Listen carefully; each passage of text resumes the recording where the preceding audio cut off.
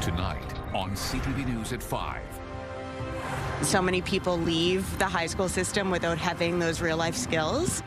Smart money. We ask Maritimers if budget basics should be taught in school. Zinnias and cosmos are so wonderful. The more you cut them, the more they're going to bloom. And beautiful blooms. The Garden Guide helps us kickstart some flower power. I always want to cook. I'm not going to dream of being like a professional cook. I just want to cook. Plus, recipe for success. Cooking classes for kids encourage healthy habits. It was a showery April day for the Maritimes. More cloud and cool temperatures for tomorrow. Live from the Maritimes News Center, this is CTV News at 5. Good evening and welcome to CTV News at 5. I'm Maria Penopalis. Thank you for joining us. First at 5 tonight, dollars and cents. From balancing a budget to filing taxes, financial literacy can make or break your financial future. Now, Ontario high school students will soon need to pass a financial literacy test before they can even graduate. CTV's Stephanie Sikos asked if the idea would pay off here. Hi, Stephanie. Hi, Maria. Everyone I spoke with today sees the value in students learning about finances, so much so they think it should be part of the curriculum. Either subtract an expense or collect money. You're never too young to learn about finances. We actually have programs from grades 3 to 12. Junior Achievement, or JA Nova Scotia, offers programs for schools and online courses you can do from home to help children build a financial foundation. We make sure that they, right from the beginning, what is money? How do you use it? How do you use it wisely? What is spending? Then when we get into the older grades, it's even taxes and investments. In Ontario, high school students will soon need to pass a financial literacy test in order to graduate. The idea of making finances mandatory in schools is a welcome idea here. So many people leave the high school system without having those real-life skills, and would just be, super beneficial. If they don't understand the value of dollars, how to do taxes, how to budget, they're going to put themselves in potentially big holes. Adding money management to the curriculum could help students in more ways than one. If we can train them on money and understand it, feel comfortable in it, we're removing, as a society, one of the things that may be stressing out the younger people of today. While it can be tough to talk about money, it's a conversation parents should consider. They may not be talking about money or in an overt way, but they're teaching their kids about money by their actions, by how they talk about it amongst themselves. Do they fight about it? Like, they're already setting some patterns for their kids, whether they realize it or not. Giving students the tools to set themselves up for success. I think if you can learn all of that before you actually have to implement it, you're just going to find stronger footing when you graduate. With information at our fingertips now, financial planner Wendy Brookhouse says it's also important for young people to gain that confidence and use critical thinking to figure out if what they're seeing online is true and learn how to find the right resources to make financial decisions. Maria. Oh, that makes sense. Check your sources. You hear that from doctors as well, and you hear about these statistics about how a lot of people are turning online for medical advice. The same goes for financial and I guess every other kind of professional advice. Know your source.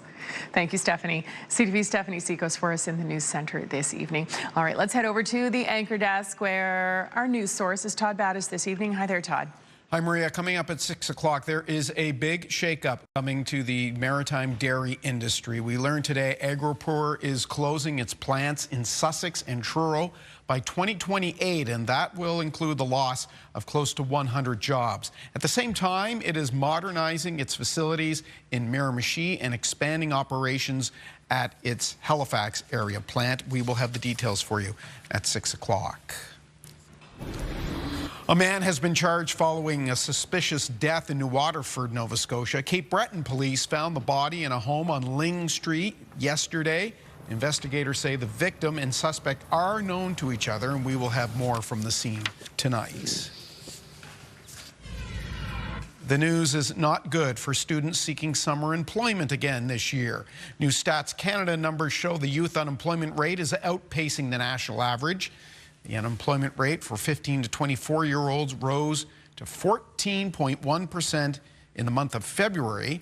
We'll look at how it's affecting the maritime job-seeking situation at 6. Kel Mitchell now with a map and some pretty low numbers for this time of year. Yeah, it was a chilly day across the Maritimes. Chilly and showery, and within the showers for some areas, there were some flurries mixed in. Moving into the afternoon, the remaining flurries were mostly for parts of the north of New Brunswick. Temperatures now, as we're making our way into the early evening hours, are mostly sitting around the mid to high single digits. However, Doketown in New Brunswick has managed to squeak out 10 degrees. There's a bit of a breeze as well. Winds a little bit variable in direction, but being sustained between around 10 and 20 kilometers per hour for most communities in the Maritimes. Not much in the way of wind gusts, one at 28 kilometers per hour being reported at Woodstock there, close to the border of New Brunswick and Maine. Over on radar and satellite, we can see that we do have some showery conditions that is lingering in the region as we're making our way through this evening and tonight. So if you're headed out there for tonight, just be aware there are likely to be a few more showers move through underneath a mostly cloudy sky. And once again, the showers may be mixed in with some flurries for some areas. So I'm not expecting much in the way of accumulation out of any of the flurries in the mix. As we zoom out in our radar and satellite picture, we are in this unsettled weather as we're in a trough of low pressure. It's off a weather system that is mostly sitting to the south of us. It's going to be passing by to the east. We'll continue to have a chance of a shower or flurry for both tonight, maybe a few more spotty showers for tomorrow. That same weather system will actually go on, though, to actually bring a fair amount of spring snow to parts of eastern Newfoundland, areas of the Avalon Peninsula, expecting maybe 10 to 20 centimeters of snow out of that weather system. I'll have more in the forecast, though, when I'm back a little bit later on. Maria. Spring snow doesn't quite have a ring to it, Kaylin. Thank you. We'll check in with Kaylin in just a little bit. All right, time for a break. When we come back, though, we're headed into the greenhouse for this story. Hey, it's Emily from Halifax Seed. Coming up next on the Garden Guide, we'll talk all about a cut flower garden. Arthritis Society Canada invites you to the East Coast Roast of Steve Murphy. This unforgettable night of comedy and community takes place April 25th in Halifax. Funds raised will support people living with arthritis. Visit eastcoastroast.ca. The Garden Guide is brought to you by Halifax Seed, growing for 160 years. Welcome back to CTV News at 5. It is time for another edition of the Spring Garden Guide with Emily Trigano from Halifax Seed. It's so good to see you again. Good to see you too. Happy to be here. Happy to have you. And today we are talking about something that makes a lot of people very happy. Flowers. You know, it's amazing to walk out your back door and be able to pick a fresh tomato and herbs for the kitchen, all of the things.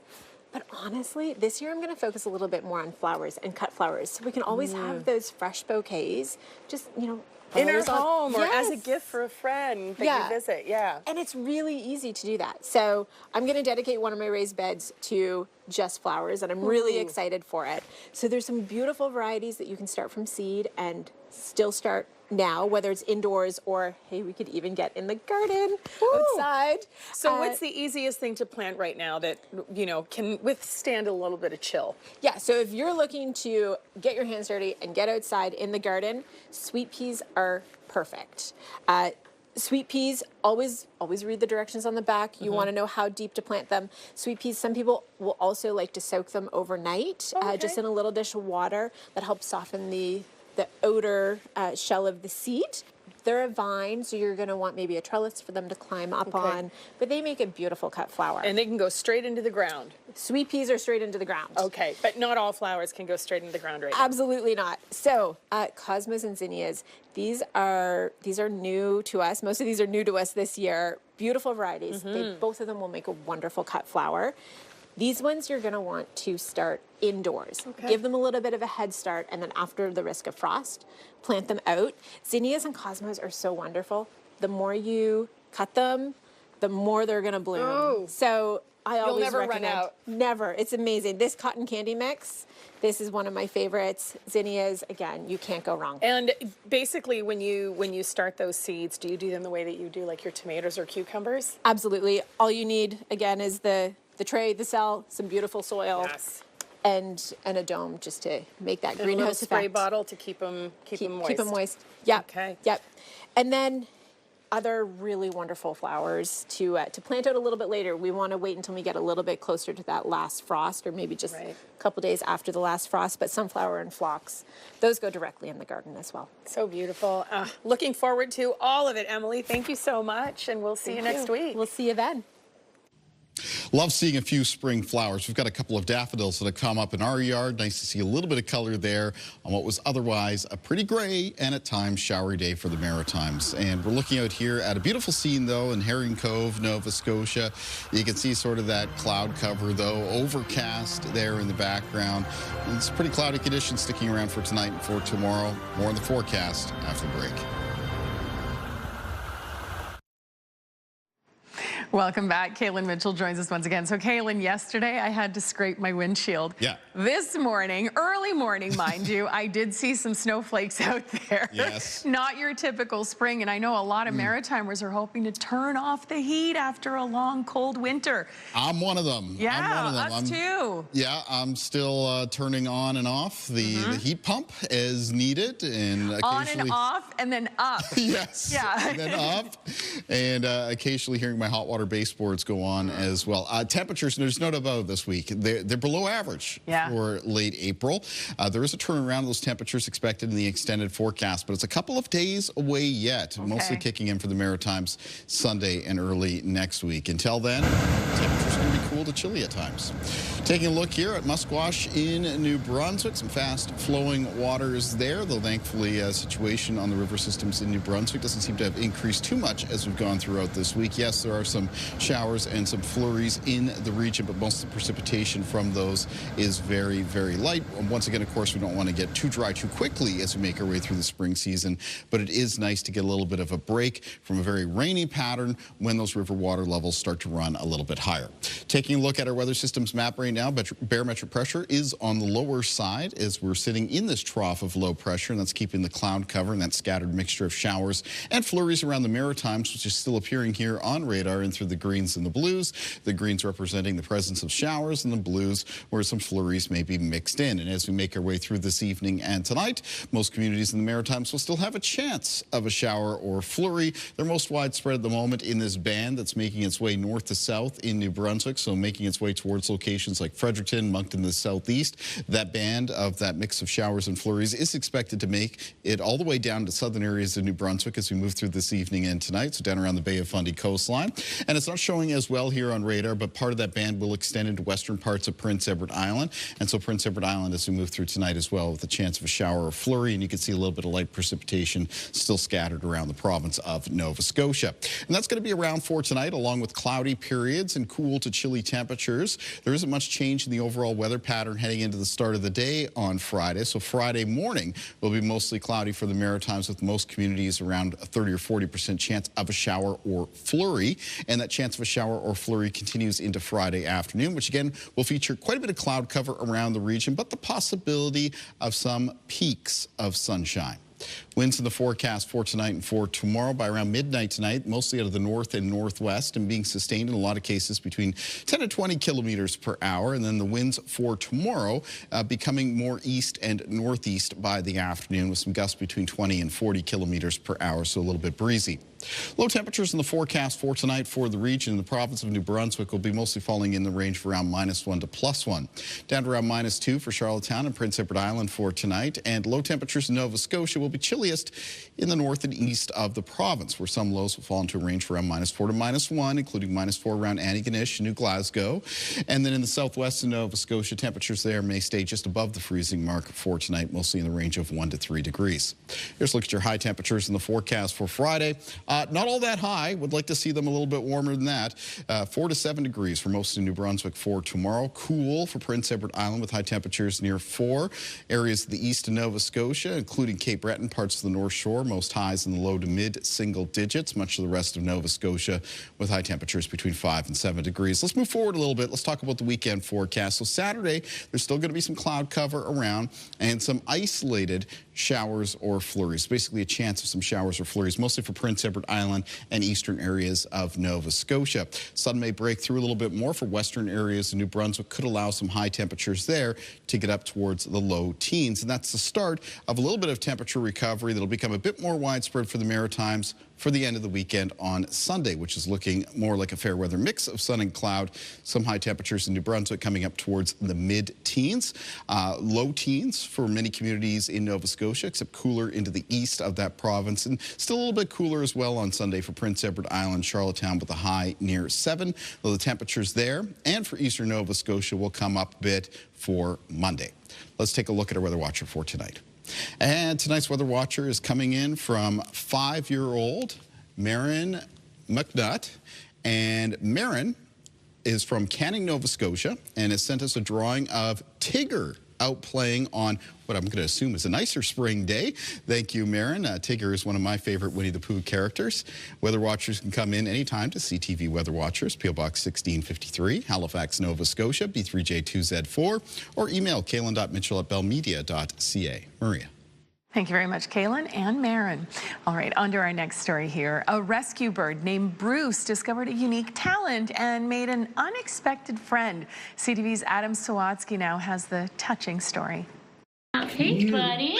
Tina Kermis has cared for a lot of rescued birds over the years. Hi. But none have compared to Bruce. He has a sparkle in his eyes.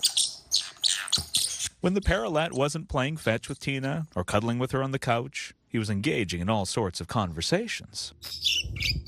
He's got a zest for life, is how I say it. But it wasn't until after she adopted him from the exotic bird rescue she was volunteering at that Tina realized how much Bruce also relished raspberries. He made a tremendous mess. They would splatter up to 6 feet, Tina says, until she found a way to contain Bruce's barrage of berries under a clear dome and shared a picture of it on an online bird group. I didn't realize, the impact that Bruce eating would have. Tina started posting videos of more than eating, what seemed to be abstract art making on the paper that was placed under the dome, which earned tens of millions of views. I get comments like I had a really sad day, so much going on in the world, and then I saw this video and it made me so happy. So Tina published a pair of books about Bruce's berry art to raise money for local bird sanctuaries. Life was good, until it suddenly wasn't. He actually started having seizures. Went blind in both eyes. Which was terrible. And stopped doing all the things he'd done before. He's a good boy. But then, while Tina and their vet worked tirelessly to care for Bruce, another rescued parrotlet named Mildred started unexpectedly flying over to help. Mildred was showing Bruce where his food was, where his water was. Along with physically attending to Bruce, Mildred was caring for him emotionally, too. She's helped him so much. He's getting around really well. And while Tina couldn't be more grateful that Bruce has recovered some sight in one eye, put on weight, and was even caught on camera returning to his berry dome, she's most grateful that Bruce and Mildred have become the best of friends. And he's happy. You can see the little sparkle in his eyes. He's got a friend who's helping him unconditionally. It's huge. Adam Sawatsky, CTV News, Vancouver. Now that's a true love story. All right, time for our final break here on CTV News at 5, but stay with us. Here's a preview of what's on the menu next. Hi, I'm McConvey here in Halifax at the John W. McLeod Fleming Tower Elementary School. Coming up on CTV News at 5, a new cooking class for kids. It focuses on nutrition and combating food insecurity. Coming up, you'll hear from the little bakers themselves. Mornings with Aaron and Peter. 60 seconds, 10 questions. If you can pull that off, you're going to win $1,000. Join us every weekday at 7 a.m. for the $1,000 Minute.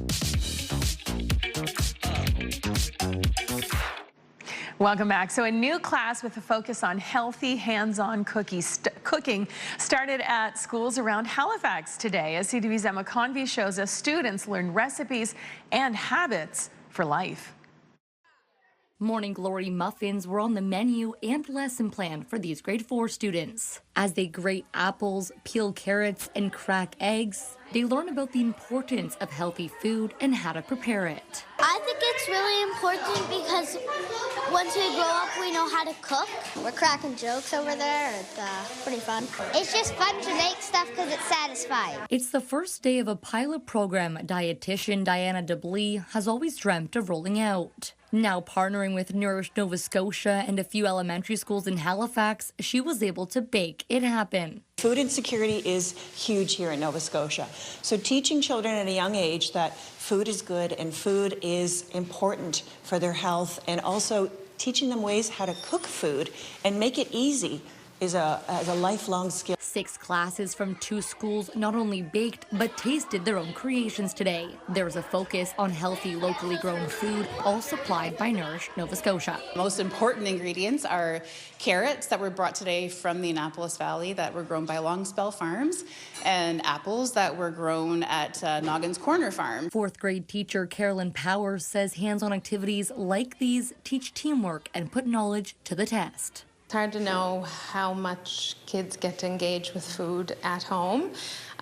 Getting for them to be able to see what goes into making food and being able to do it themselves is a life skill that they need to learn. And put into practice. It feels really good. I feel capable. I want to learn how to eat a muffin. It's different because often I make it with chocolate chips and a lot of sugar. I cooked like a little bit with my mom, but not as on my own like this. I love cooking, but so important, I guess. This is just the start. The plan is by fall there will be an official program ready to roll out to the schools with recipes and lesson plans for teachers to access. Emma Convey, CTV News, Halifax. Thank you to Emma and the kids for letting us sit in on the class. Like, how fun. Like, I remember when I was in school, when we got to do something hands-on like that, I was all ears. I was so into it, and what a wonderful way to teach like beautiful life skills for sure. Yeah, it can be fun as well. I've done a little bit of cooking and baking course with Locke at home. I know you probably have done the same for sure, with your kids. He's not making They eat it with more appetite, They do. actually, yeah. He's not at the point where he's making us a full meal yet, but you know, soon, helped out with Kaylin. a lot of things. That's the dream, Maria. That's the dream. You know what the dream is? A sunny weekend. Yeah, I was about a to say, sunny weekend, or how about Kaylin? some warmer spring weather? There is a warm-up in the extended forecast. Going to be a couple days away from that yet, but we'll take a look at that coming up in CTV News at 6. Excellent. We'll see you and Todd at 6. I'll see you tomorrow. Good night, everyone. The national news is next.